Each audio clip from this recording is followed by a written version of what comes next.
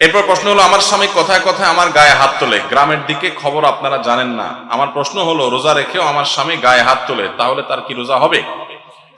যদি স্ত্রীর প্রতি জুলুম করে, নির্যাতন করে, শারীরিকভাবে তাকে লাঞ্ছিত করে, তুচ্ছ করে, তাহলে সন্দেহাতীত ভাবে সেই স্বামী অপরাধী, সেই স্বামী গুনাহগার।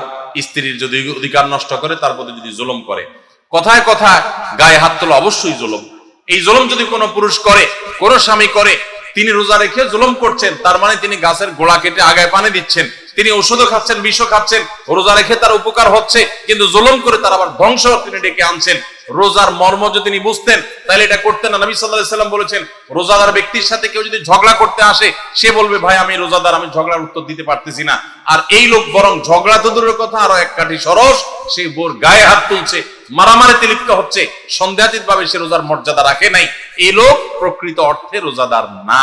তারপরও তার রোজা সে রাখা কন্টিনিউ করবে এবং রোজার মর্মটা বোঝার চেষ্টা করবে।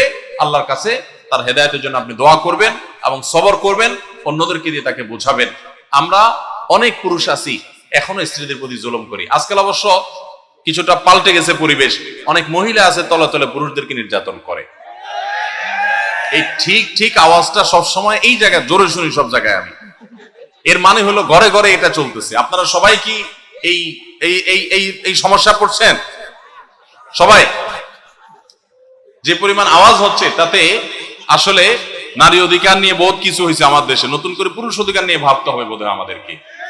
অনেক মহিলা আছেন যারা পর্দা করেন, নামাজ পড়েন, আসলেও ভালো মানুষ অনেক দিক থেকে, কিন্তু স্বামীর সাথে চরম বেয়াদবি করেন। মুখোমুখি তর্ক ছাড়া কোনো কথা নাই, বেয়াদবি ছাড়া কোনো কথা নাই। দেখুন, সেকুলার সমাজ ব্যবস্থা আমাদের মা বোনদেরকে উস্কে দেয়, অধিকারের নাম দিয়া নানান কথা তাদেরকে ফুসলা ফাসলা শিখায় দেয়। সংসারটা ভেঙে ফেললে এর পরের ইতিহাসটা যে কত করুণ হয়, এটা আর সেকুলাররা জানতেও আসে না, জিজ্ঞেস করতেও আসে না। এই জন্য আমাদের মা বোনদেরকে আমরা বলবো, সবর করুন এবং যদি স্বামী অমানুষ হয় তাকে শাসন করার জন্য নানামুখী উদ্যোগ গ্রহণ করেন, কিন্তু হুটহাট করে বেয়াদবি করবেন, সংসার ভেঙে ফেলবেন, এর মাধ্যমেই সব সময় সমাধান হয় না। এই জন্য সবর করতে শিখুন। আমি একজন নির্মাণ শ্রমিক, আমি রাজমিস্ত্রি। আমাদের হেড মিস্ত্রি মালিক পক্ষ থেকে টাকা পেলে কিছু টাকা রেখে দেয়, শতকরা 20% হিসাবে। কেউ কিছু বললে তাকে আর কাজে রাখে না, এই টাকা তার জন্য হালাল হবে কিনা? দেখুন, এটা যদি শ্রমিকদের হক মেরে নেয় তাহলে তো সম্পূর্ণ হারাম, এতে কোনো সন্দেহ নেই। কিন্তু কখনো কখনো কন্ট্রাক্টররা চুক্তিতে আসে যে আমি ম্যান পাওয়ার বিজনেস যারা করে, যে আমি লোক সাপ্লাই দিব, সব ম্যানেজমেন্ট আমি করব এবং তার এত টাকা বেতন, এর অতিরিক্তটা আমার থাকবে। তো এরকম যদি হয় তাহলে সেটা জায়েজ হতে পারে।